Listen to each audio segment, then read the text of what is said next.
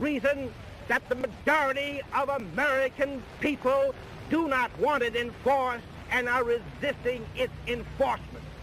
That being so, the orderly thing to do under our form of government is to abolish a law which cannot be enforced, a law which the people of the country do not want enforced.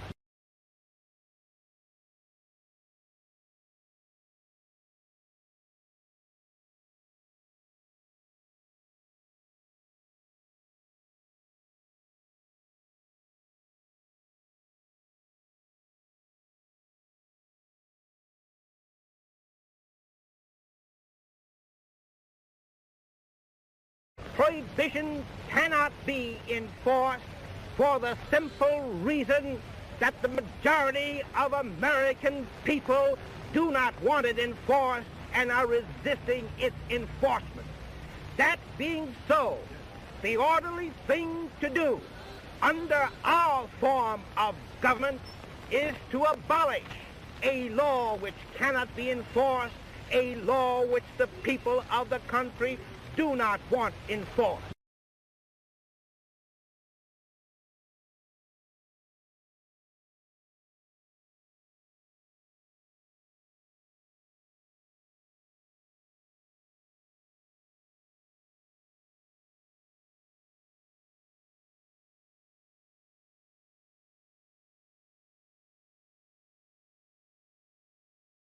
Prohibition cannot be enforced for the simple reason that the majority of American people do not want it enforced and are resisting its enforcement. That being so, the orderly thing to do under our form of government is to abolish a law which cannot be enforced, a law which the people of the country do not want enforced.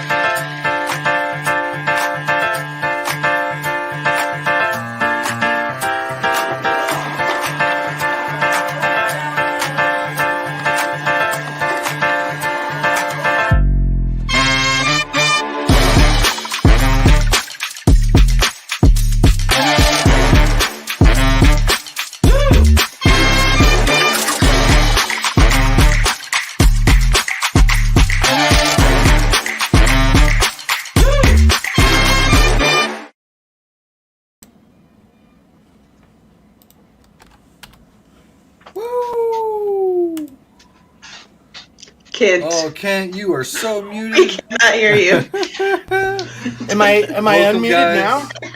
There You you can go. hear me now? We can hear you now. I don't know how that happened. Hey, My it's not. You apologies. muted it. It is not the Kent and Zach show without at least Just some technical one. errors. One technical error, right? It's the story of our lives. Welcome to the got it out show, of the way. guys.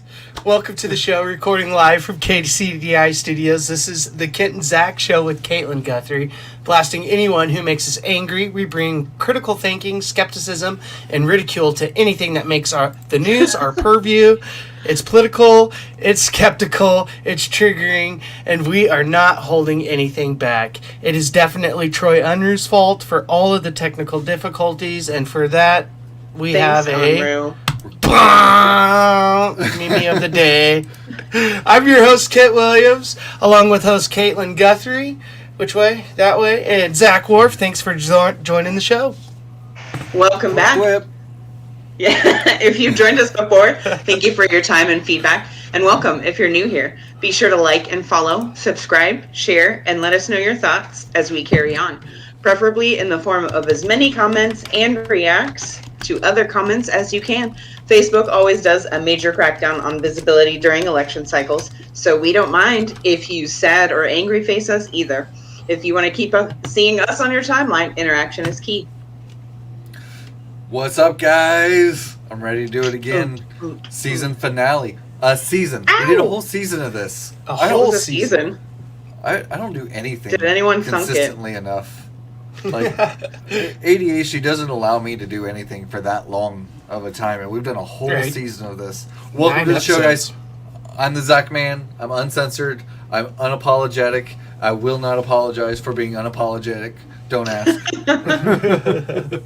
Thank you guys so much for joining us again. Please don't forget to like, share, subscribe, ring the bell. Well, you know all the things. Enjoy the show. We got a great one tonight. I'm super excited about our guest. Talk about a story to tell. It's got all of it. It's got the dramas. It's got the angers. It should have riots. Those are coming. That's probably the sequel to this story. We don't promote violence. We don't promote violence. Hey, sometimes you gotta riot it. Yeah, so tonight is our season 1 finale. We will be taking a few weeks off to spend time with family and friends. We will be back with a bang in October as election season heats up, returning to bring you our thoughts and opinions on candidates and the constitutional amendments on the ballot in November. Later in the show, we welcome Alexis Lowder, a teacher who was fired from Sacred Heart in Emporia, Kansas, for her involvement with the Vote No Emporia. Starting us off tonight, here's a short video by CNN's Great Big Story highlighting this week's show sponsor, the Garden City Community Mexican Fiesta. In Little Garden City, this park turns into Little Mexico. Small town, big things can happen.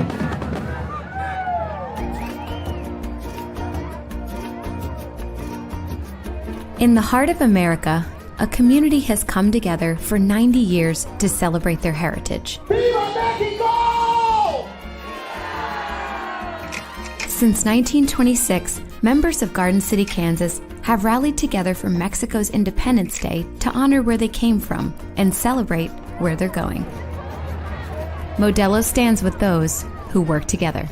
Back in the 1900s, from the people that were here, it was very hard for them to celebrate who they were back then. And that's why they brought the Mexican Fiesta, so that they could let people know that, we have a beautiful heritage, a beautiful culture, and we want to show you what we have, because this is what's home now, and we don't want to forget where we come from. In Central America, we got our independence together. That's why we always are helping. It doesn't matter where we come from, we are always giving a hand.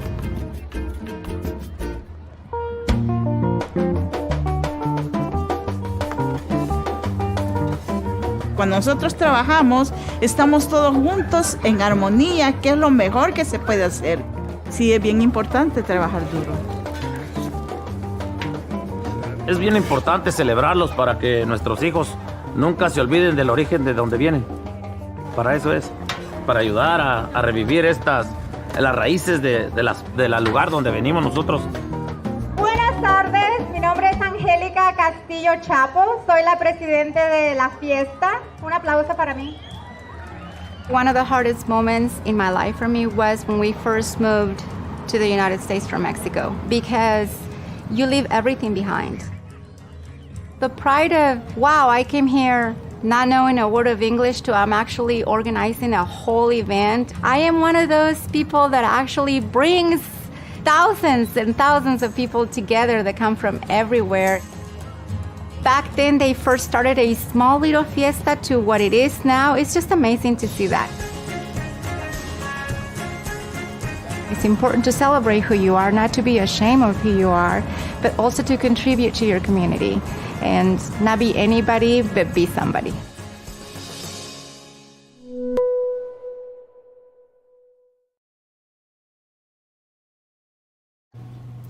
The 96th Garden City Community Mexican Fiesta continues this week with the 18th annual Miss Garden City Queen Scholarship Pageant this Friday, September 9th at 7 p.m. This Saturday, September 10th, festivities begin at 11 a.m. at Stevens Park. Official cry with Oscar Sombreras. So bad at Spanish. You always give those to me. That's why I give them to you. Exactly. And we also have live music. Live music, and there's going to be a lot there. You don't have to speak Spanish to enjoy these events. No. I've been to them my whole life growing Yes. up. And every year it's a blast. The food is amazing. It's really and good. if you live in Culture. Garden City, you already know that. But yeah, it's a fantastic event. It's a lot of fun. That Modelo's commercial is wonderful. I'm so glad that Yeah. they came out to produce that. Yeah. That was Funny awesome. story. Oh, go ahead. I was just saying a story behind that. For those that don't know, is Modelo came out and did that commercial, and then a few weeks later, the Somali community in our area had that attempted bombing, and so Modelo came out and shot. The dogs always have an opinion. The Modelo came out and shot another commercial to show the diversity in this community and how beautiful it is. So Yeah. absolutely, cheers to Modelo on that, and to the organizers of the Mexican Fiesta. Yeah. Yeah. The Absolutely. Community Mexican Fiesta is a public nonprofit 501c3 organization whose mission is to celebrate Mexico's independence from Spanish rule, to promote cultural awareness in our community, and to help provide financial assistance to students hoping to attend Garden City Community College. Jumping ahead a bit, we're going to cover events all through September since we're not going to be here. October 1st, I believe it is, Leave a Legacy. The Spirit 5K road race is back for 2022. This year, Leave a Legacy will also have a virtual Heart Winkin Half Marathon. The Spirit 5K is awaiting USA Track and Field Organization certification. These races allow individuals and teams the opportunity to win cash prizes and other prizes while honoring their loved ones throughout their epic journey to the finish line. Proceeds from the race fund the Leave a Legacy Foundation's mission to improve cancer care resources in Southwest Kansas. 100% of the proceeds remain in this region. It's super important. If you're a runner, get out there and join Leave a Legacy's efforts by making an impact in our community. The link to more information is in our comments section.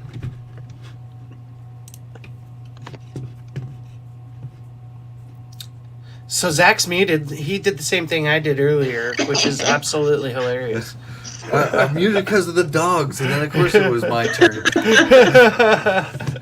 The event you want to get tickets to in advance is the event of the year, Wild Affair. Lee Richardson Zoo's wildest, most prosperous fundraiser of the year. September 24th, this exceptional evening takes place under the stars of the zoo's West Green and features music as well as special appearances from zoo ambassadors. Lee Richardson Zoo will be closed during regular zoo hours September 24th to prepare for the festivities. The Southwest Gate will reopen at 6 p.m. for the event. Food served until 8 p.m. Tickets are all-inclusive and just $50 per person or $60 after September 16th. Tickets must be purchased in advance and will not be available at the event. Guests must be 21 to enter. Purchase tickets beginning August 23rd at Lee Richardson Zoo, Blue Fox Boutique, and Words Garden Center, online at www.folrz.org or on the Friends Facebook A Wild Affair event page. So Garden City Downtown Vision will be hosting Fall Fest on September 17th from 9:30 a.m. To 4 p.m. The event features a wide variety of vendors, the Kansas Cruisers Car Show, food trucks, the NASDAQ 500 races, along with bucket duck races, live music and entertainment, a paint the front door contest among downtown businesses. This is something you don't want to miss out on an incredible day in downtown Garden City. So lots of fun stuff to do in Garden City over the month. I mean, just a little bit for everybody. I mean... It's good to see downtown doing all of this stuff again, you know, after 2-3 years of COVID and everything kind of iffy and whatnot. It's cool to see us getting back to it and just resuming life. Absolutely. Just in time for fall. Absolutely. So at this time, we would like to welcome this week's guest, Alexis Lowder, to the show. Hi. Alexis. Hi, Alexis. Thank you for joining us tonight, and thank you for giving us a chance to get vulnerable with you. We're a bunch of people who all went on a journey in part or in whole because of the August, Kansas Constitutional Amendment Initiative. And being in a red state and on the opposite side of those ideological opinions, we were or are or will face a spectrum of consequences. So again, we are grateful for the opportunity to hear about your experiences. I've only read a couple of articles. I stuck to the Eastern Kansas News and local journalism for some details. And I thought the Emporia Gazette did well retelling your side of the situation, but we wanted to make sure that you got a chance to be uncut and to give more of the story. So please interrupt me and correct me if I'm repeating anything misleading at any time. So can we start with maybe your personal history in Catholicism and past anti-abortion stance? You're not alone there. I'm an ex-evangelical myself and was confronted with a medical emergency in my 20s, and I've grappled with sort of the shame of judging others in those terrifying situations ever since, because we never know what someone's going through. So how long were you a practicing Catholic, and when did you decide to leave? Sure. Thank you all for having me. So I was a Catholic during my teenage years and maybe into like my early 20s. When I hit adulthood, I found that I just really wasn't vibing with the church. And then it took me several years after that to realize that that feeling was me questioning the church's dogmatic and downright harmful teachings. It took me a while to realize that the reason I felt uncomfortable was because I knew that deep down, despite the church's claims of love and acceptance, they were promoting a culture of hatred against non-Catholics, hatred against LGBTQ people, hatred against women. And that hatred from women takes multiple forms. For one thing, women are not allowed to be ordained as priests. So therefore, they can't assume leadership positions within the church hierarchy. And anytime that a group of people is not allowed to be a part of the decision-making process, that group will be oppressed. And that is something that's been demonstrated countless times throughout history. The church's position on birth control, which for anyone who's unfamiliar, the Catholic Church's position is that any birth control other than abstinence is a sin, and sex before marriage is a grave sin. And in fact, I think that my faith in the church started to crumble around the time that I started having premarital sex, and I didn't hate myself like the church said that I should. And of course, we all know the Catholic Church's position on abortion. In fact, the Catholic Church poured millions of dollars into promoting Amendment 2, which to me sounds a lot like a violation of the laws barring tax-exempt organizations from political lobbying. They skated right on that line, that's for sure. Yeah, they found a loophole. Yeah, even after I fully separated myself from the church or kind of drifted away from the church, I still maintained this belief that abortion was wrong for several years, honestly. And there wasn't really this definitive point at which I completely separated myself from the church, a day where I decided to leave. It was very gradual. And eventually, after not going to church for several years, I just realized that I'm an atheist. So, how long were you at Sacred Heart for as a teacher, if you don't mind me asking? For 1 year. 1 year as a teacher, okay. And what were the circumstances that led up to you ultimately deciding to take a position at Sacred Heart, even though you are no longer a practicing Catholic?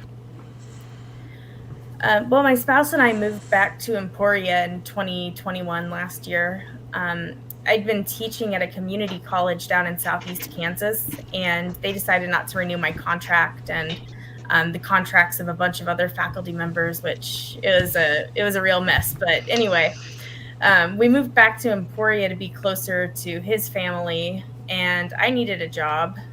I have a bachelor's degree and a master's degree in music performance, vocal, and there are not a lot of job opportunities for that kind of work in Emporia.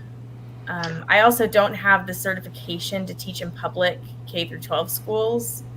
An acquaintance told me that Sacred Heart had been looking for a music teacher for years, and private schools don't have to follow the same certification rules as public schools. So I went ahead and applied. And I had some major reservations about applying. I knew that they would ask about my religious beliefs. And by that point, I was an out-and-out atheist for years. I also recognize the harm that results in the Catholic Church's teachings, but I thought I could ignore all that because I'm a music teacher, so I could just focus on music and not have to deal with theology. And in the interview, I was asked about my faith, and I told them that I was no longer a practicing Catholic. I didn't say atheist, but I thought it was pretty well understood that I wasn't religious. And I got the job, and despite the trepidation I felt of being employed by the Catholic Church, I accepted it, and I really enjoyed the work I did for the most part. Working with the kids was great, but other times were not so great. Like, I think it was in October, whatever month the Catholic Church has its month-long anti-abortion crusade, I had to sit through a meeting where the homeroom teachers brainstormed ways to include the anti-abortion agenda in their classroom, like for all grade levels, kindergarten through 5th. Luckily, teaching is special. I didn't have to participate in that, but it was a real challenge to bite my tongue. Kindergarten through 5th grade, we're talking about. Yeah, the irony of them protesting things that are taught in younger grades in public school versus like introducing these children to a concept that they probably not discussed in their home at all. You know, if we want to talk about learning something too early. The immense amount of projection in it. And the scare tactics too is a huge part. And you know, they're not giving any kind of sex ed. So all they're telling kids is that babies are being murdered. Yeah, that's terrifying. So I think I read in a WIBW publication that your passion with abortion education started well before Kansans were notified of the value of the Both Amendment. How did you come to find yourself with more than just a desire to learn about what was happening in Kansas regarding abortions? Well, when I was anti-abortion, I was very quiet about it because I could not align myself with the so-called pro-life movement. My opinion was mostly formed by being kind of a hippie soul. I've been vegetarian since I was 16. I'm very anti-war, anti-death penalty, all that. And it was clear, even misguided as I was back then, that the pro-life movement is not actually trying to protect life. Most of them, for example, are pro-death penalty and pro-war, things that result in direct deaths of living people. Many of them are gun nuts that will tell you that you're murdering a child if you have an abortion, but they think it's acceptable for children to be murdered in their schools so they can keep their automatic rifles that they don't need. Yeah, it's got to be authorized. Right. And they're largely against policies that would actually prevent people from dying. Universal health care should be a priority if they want to protect life. They should be fighting for housing equity to prevent people from becoming homeless and dying in the streets. If they want to prevent deaths, they should be committed to providing food assistance without all the hurdles that people in Kansas and elsewhere have to jump through to keep themselves and their kids from starving to death. The thing that really unsettled me about so-called pro-lifers is that, like we kind of mentioned earlier, they aren't in favor of policies that have actually been proven to reduce the rates of abortion. Comprehensive sex ed and birth control access, those are two things proven to reduce unwanted pregnancies. And when you prevent unwanted pregnancies, you lower the occurrence of abortions. And pro-lifers want none of that. Well, yeah, it's just like Tender Lungs talks about. He's referring to numbers. I believe it's 11 through 31, 5:11:31, where abortion is literally right there described in the Bible and given a recipe on how to induce one. And those are the verses they never want to touch. They never read the whole thing.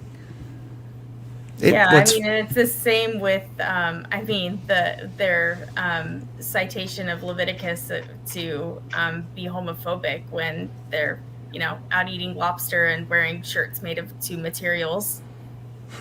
Yeah, take this part seriously, but we were just kidding about this part.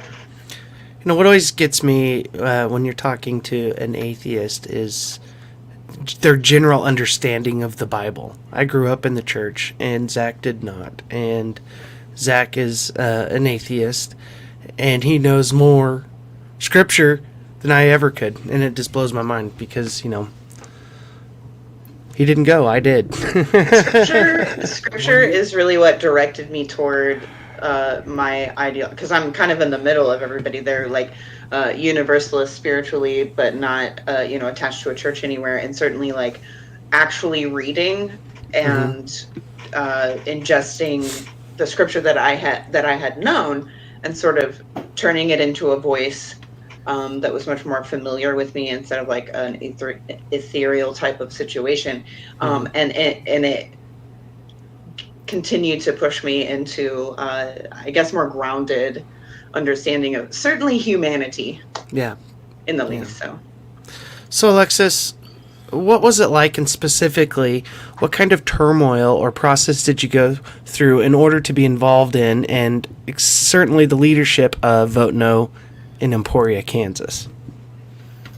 So the way that the Vote No rally came together, well, I know we all knew that it was coming with the way the Supreme Court was stacked during the Trump presidency, but that day in June when the Supreme Court officially overturned Roe v. Wade was just terrible. I remember just feeling so hopeless. And up until the results were announced in the evening on August 2nd, I fully believed that Republicans would succeed in getting Amendment 2, or the Value Them Both Amendment, passed. I didn't have much faith that we would actually be able to beat it, especially not by such overwhelming numbers, which was just really uplifting. Mm-hmm. Yeah. But when Roe v. Wade was overturned, at some point in the day, I realized that just tears weren't going to solve anything. Mm-hmm. And it seemed like the best, most immediate action that I could organize was a rally. I'm part of this group called Emporia Community Action that's dedicated to addressing oppression at the local level. So I sent a message to the group chat and asked if anyone was interested in putting together a rally, and most of the people in the group chat were. So then we started a separate group chat specifically for rally planning, and a couple of people added friends of theirs who were willing and had the resources to help. I didn't really want to be in charge because I'd never organized something of that scale before. But it was my idea in the first place, so I couldn't, like, oh no, just put all the responsibility on someone else. Like, sure. I talk to my daughter about that a lot. We call it accidental leadership, where it's like, that's, there it is. I seem to fall into that a lot. I'm definitely not trying to take leadership positions, but I did really. I relied a lot on the experience of other people in that group for many of the practicalities of setting up the rally, like getting a permit.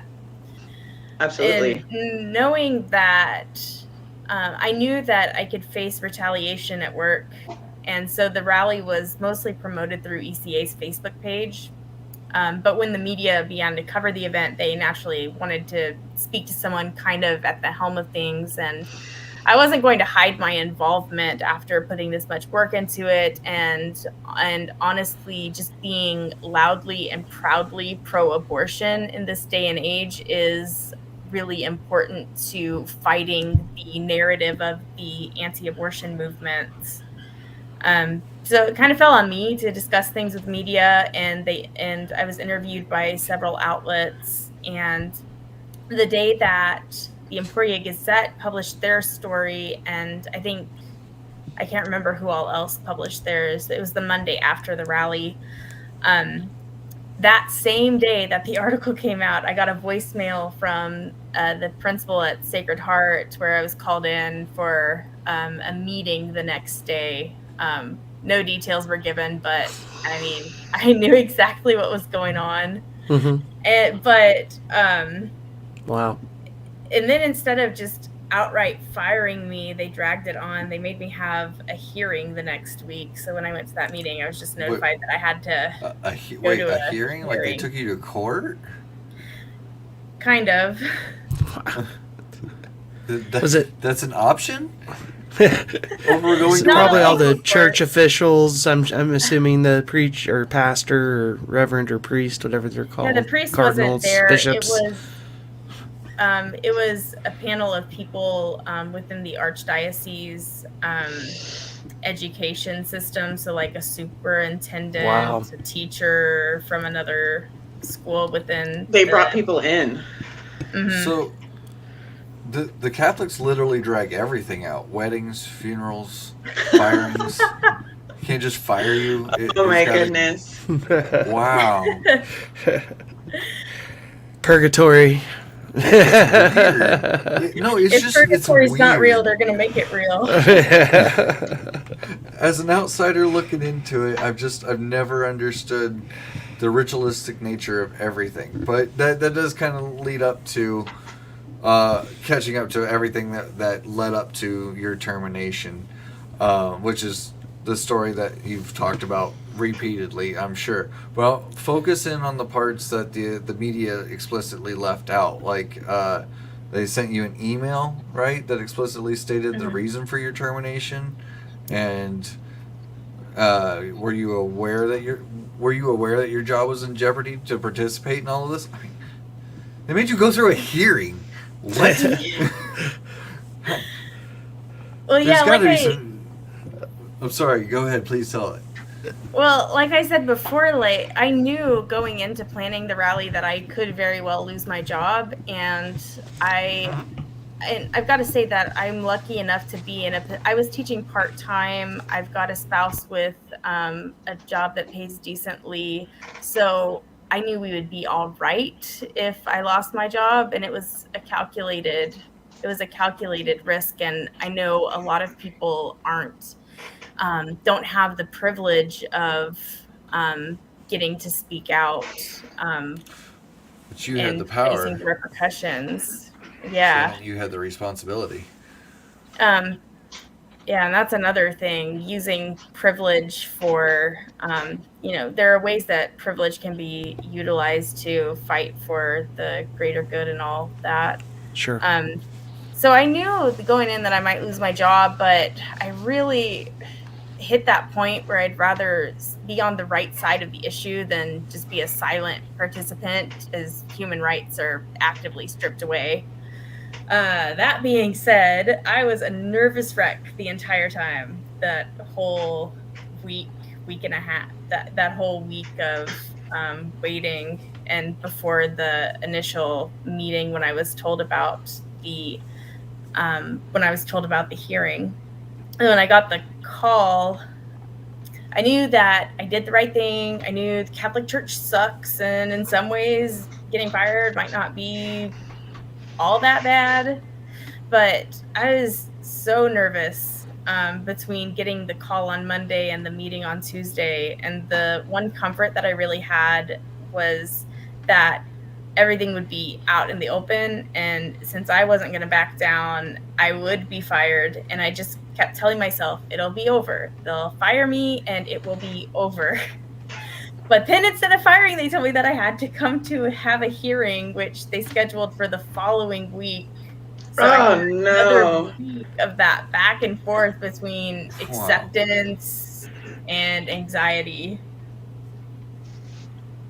Yeah.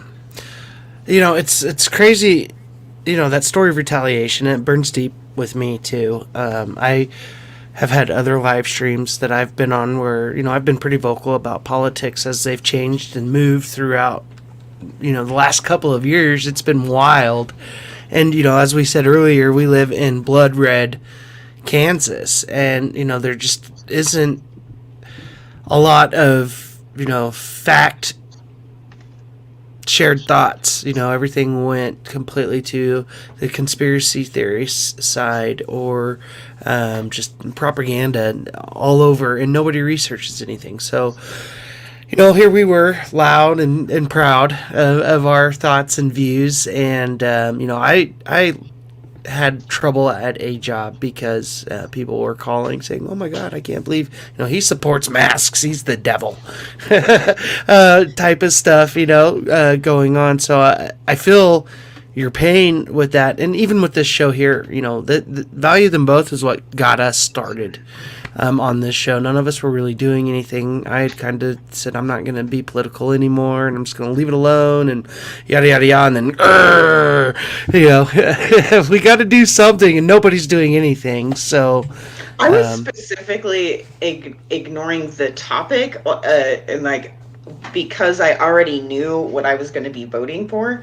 Mm-hmm. And then the guys were like, hey, do you want to come talk about this issue? So it really forced me to look into it. And I'm glad because, come to find out that not just in the propaganda part of the media, but in the specific, amendment wording, if anybody ever goes, that's what I like to do, is get to the Kansas legislative portion of it and read what they wrote down. There's just, incorrect, not factual in an amendment, and that blew my mind. I was floored that it was being forced to be voted for us to be. And that's the hardest part about this argument, is because we're literally talking about a group where facts don't matter. When you go to have an abortion in Kansas, doctors are literally legally required to tell you that an abortion can cause breast cancer, even though there is zero factual basis behind that.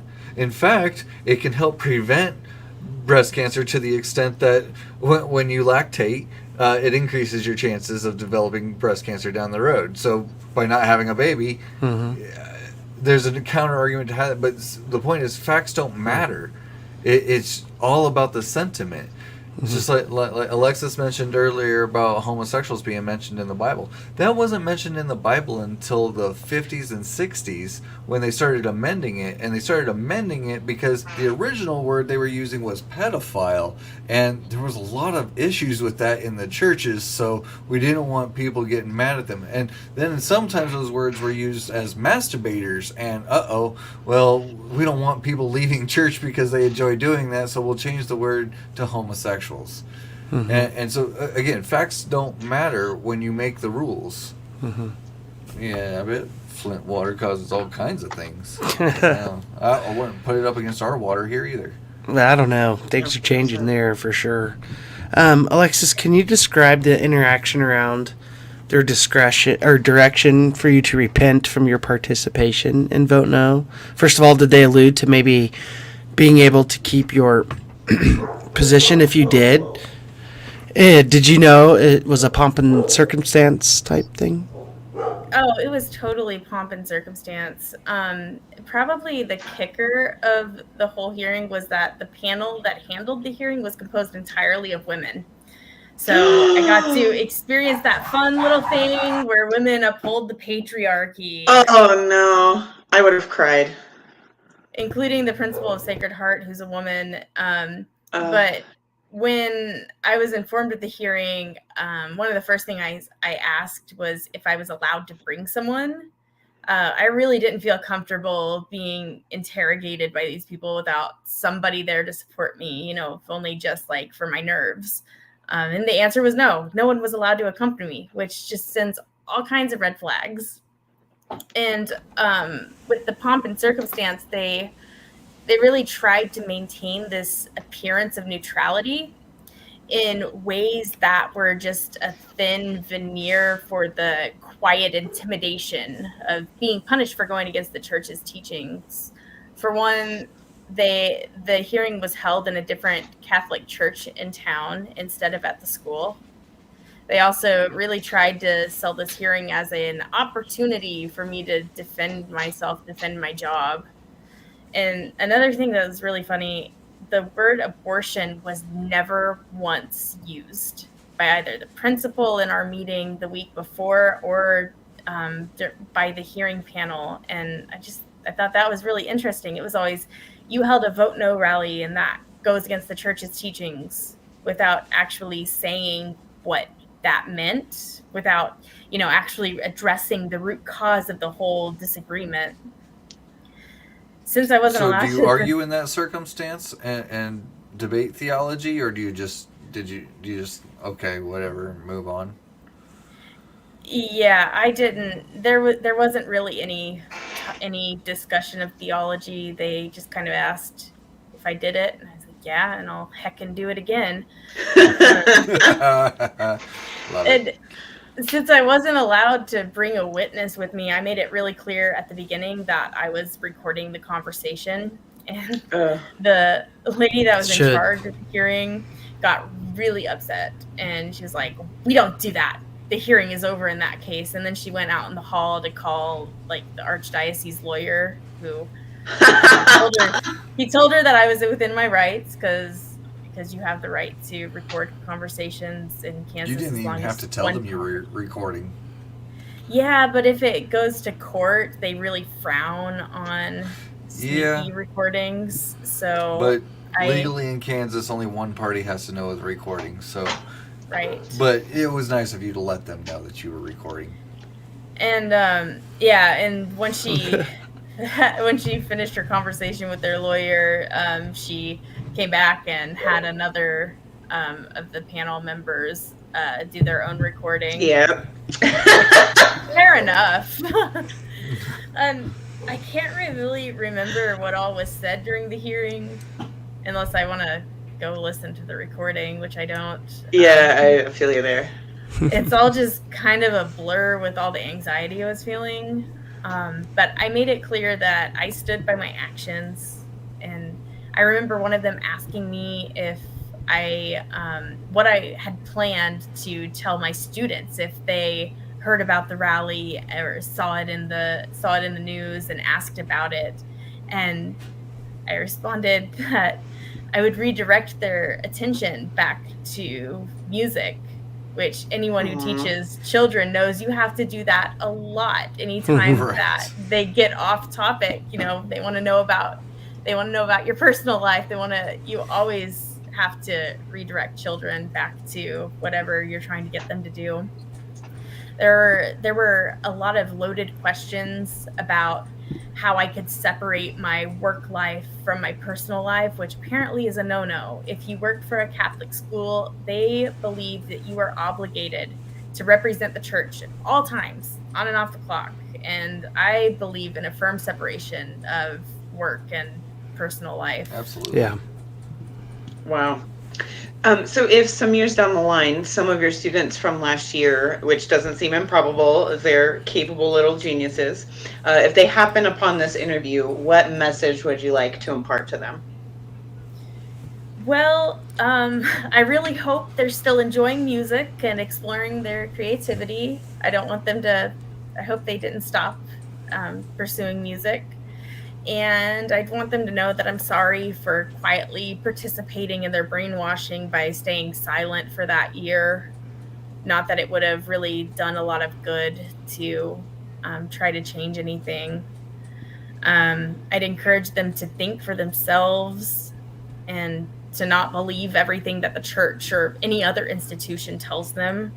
And most importantly, I hope they'll let empathy and kindness guide their actions and their politics, especially when empathy and kindness are antithetical to the church's teachings.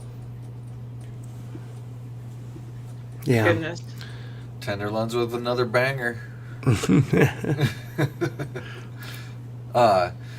So we've been able to briefly chat here and there, and one thing that really shines through is you still have a burning passion to teach Kansans about abortion education.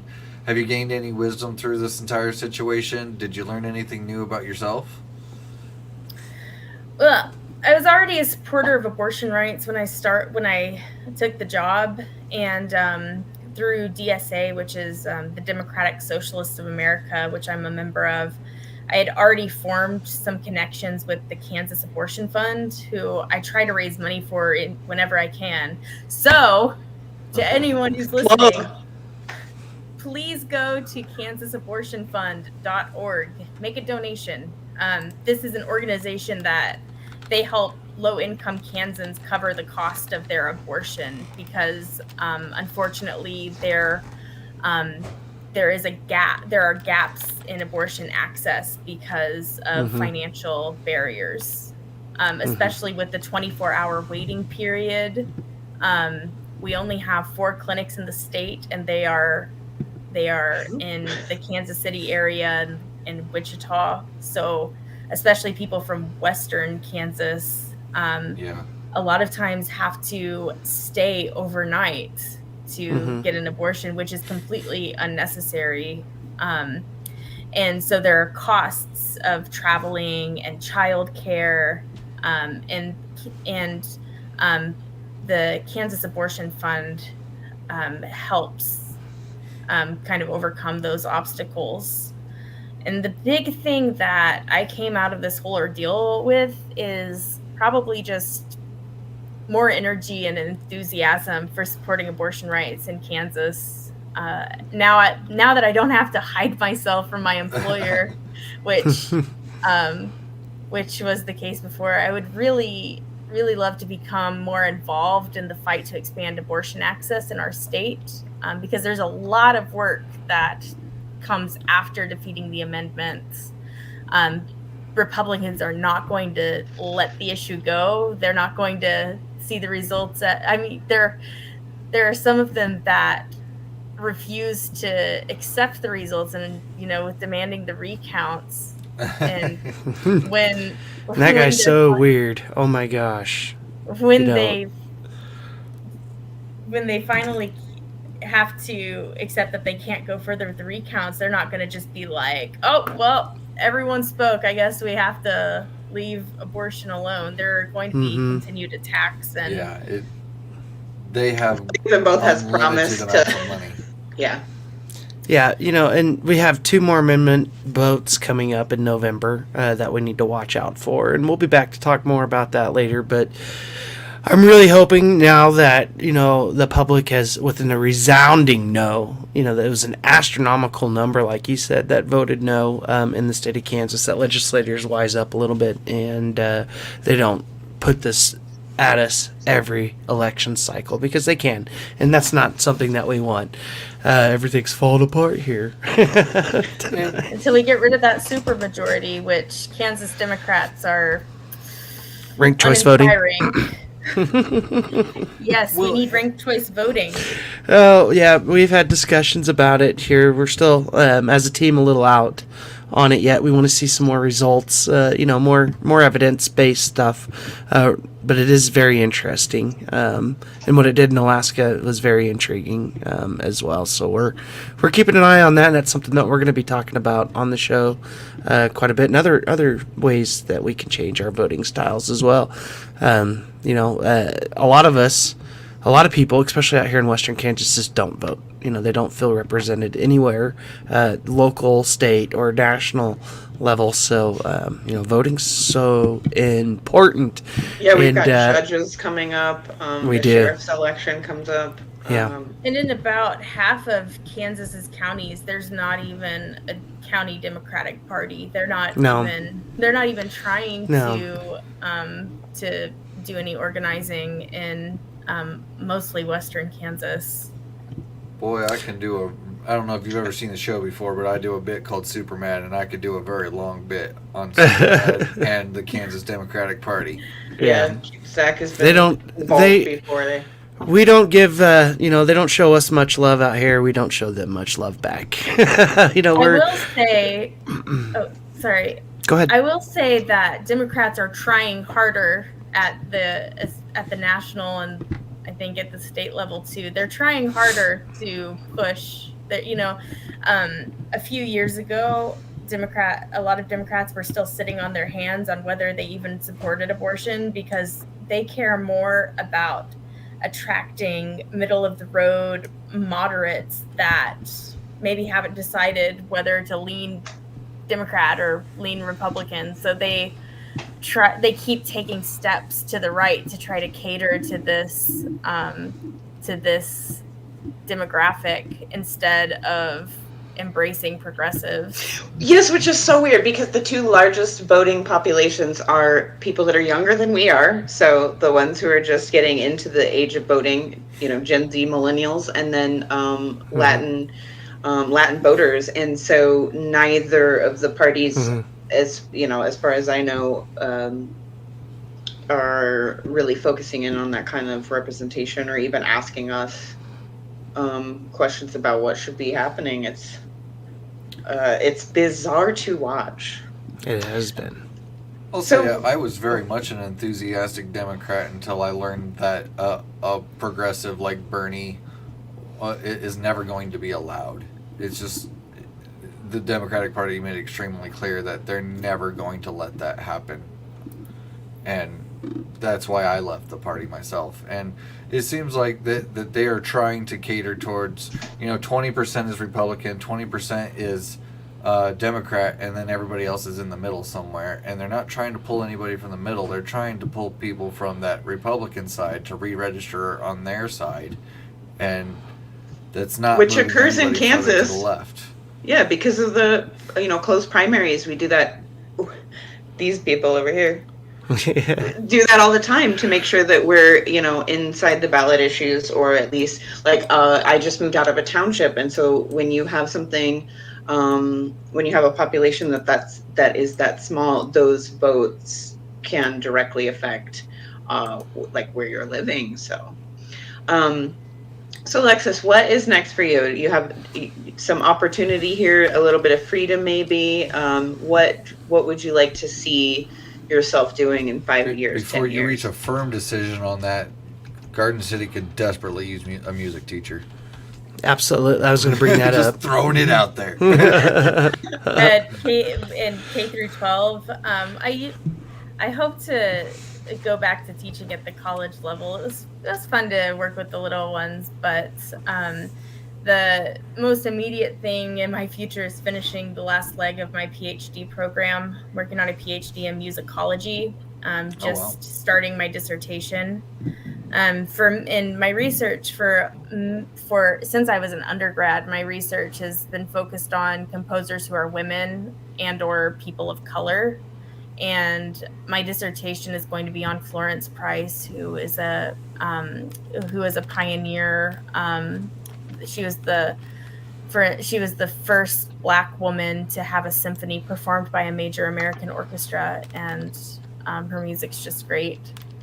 I should finish my degree next spring, and I'll apply for jobs in the musicology field. So looking for positions at universities, but there's quite a scarcity of musicology jobs as universities are curtailing on workers' rights by they're hiring way less tenure track professors, and instead they're taking the workload, the teaching load, and putting it on adjunct faculty who are paid peanuts, and graduate teaching assistants who are paid even worse than peanuts. So I hope that I can continue my research and work in that field, but I'm seriously considering looking for work in reproductive justice advocacy, because I feel like I could do a lot of good there. I'm just not quite sure what that would look like. So if you're out there and you need Alexis, let her know. Yes, please. Same to you. If you know any K through 12 elementary teachers that want to teach music, Garden City's awesome. Past our politics, Garden City's really awesome. Send them our way. There's the teacher shortage is. Yeah. There's not a teacher shortage. There's just less teachers are willing to put up with what the conservatives that have dismantled our public education system have it's crazy. Made us deal with, and just the horrible way that teachers have been treated throughout the throughout the pandemic. Yeah, just like dangerous levels of. Yes. Yeah, I was astounded. I literally putting lives at risk by. Yeah, the public schools, it seems scary what's going on there, but what you went through at a private school, I mean, gosh, you went in front of a board. One of the questions, did you get paid for that meeting, that hearing? I think Tenderlungs had brought. No, yeah, because you're contracted. Honestly, I didn't. Oh, so you were required. Actually, I was hourly because I was teaching part time. It was a part time. Oh my position, gosh! And I didn't even think to bill them for it. I should have. Get a lawyer to write a letter. That's what a story, Alexis. We want to thank you so much for joining us tonight. We feel for you and what you went through. We appreciate you being loud and proud of the things that you were involved in this election.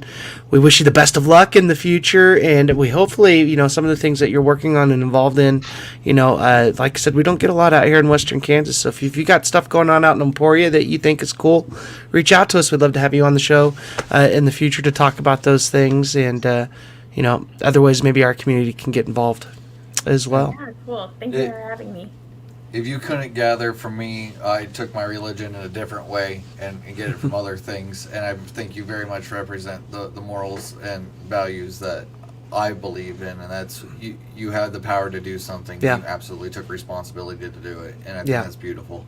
Yeah, bravo. You're a superhero. Yes, you are. We do think you're a hero. Brought Captain Marvel out for you today. So you just keep fighting that good fight. And I'm so proud of what you've done. Thank you so much for being on. Well, folks, that was Alexis Lowder, retired for now, fired school teacher from Emporia School District, Sacred Heart. What a story, guys. I mean... It's just wild. The Catholic Church is so weird. It's so weird. Yeah, religion in itself is weird. There's 3,000 gods known on this planet. We just got the James Webb photo of all these other galaxies that we didn't even know existed on top of the ones that are there. There's just so much left to be answered. What a season, guys. We did 9 shows. We had no idea what this was going to look like when we started out. We are taking the month of September off just to kind of reset a little bit and figure out what we're going to do moving forward. We will be back in October. It's a promise. It's a guarantee. We look forward to having some candidates on to talk to them about what they're running for. And our nonprofits in Garden City, we look forward to continue to highlight those as well. What do you guys look forward to going after our city council who refuses to even say one word about Troy?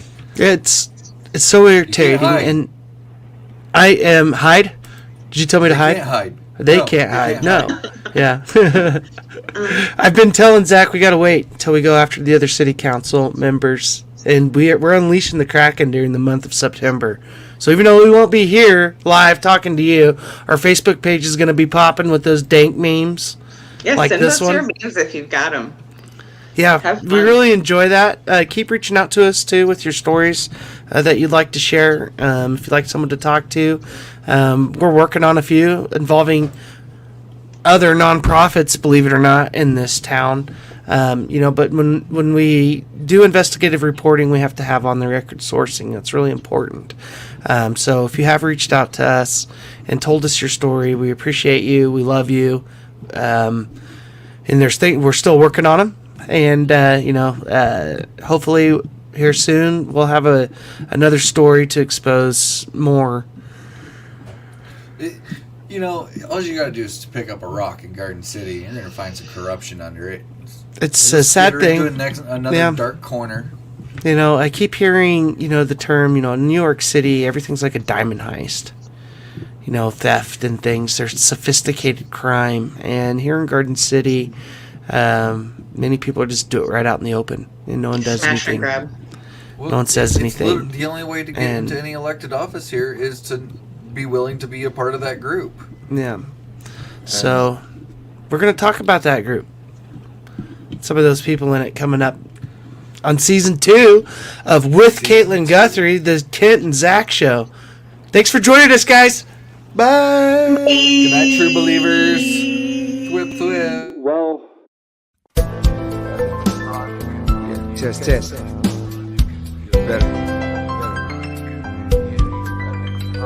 Take a minute to envision it, been the vision, the ribbon from a difference of opinion, inquisitive, isn't it? When the picture in the mirror isn't shit, but give it a minute, fix this image and hit the bricks with the viciousness. But don't play, cause one day you'll be saying, you shoulda, coulda, woulda, but my shit it just wouldn't drop, cause you wouldn't have, but you're so worried, it was your world. When you hit them with the rhymes, they had no words. Just come back to the flip of the tongue fun that you once had and chug it like a beer and crush that. Go shave your mustache and write it down, cut that, and show 'em what's rap again.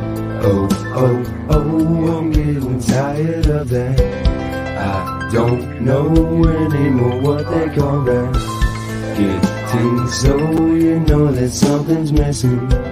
Let's go show 'em what rap is again. Like taking a step out of your front door for the first time and you want more with the sunshine, but you've been locked away, forgetting you don't care. Listen, is not part of the mission. Just say what you got to say, whether it makes sense. Just to put your gibberish, spit from the hip, slipping so soft, for splitting your lip. You get a grip, cause as good as your shit is, you know it really isn't a big deal. Cause it'll turn heads bound too. It's your purpose, round 2. But you gotta open your eyes and realize it's right here. But to open your mind, you gotta try to fight fear and find a light bright enough to ignite and excite peers. But get their attention, I find.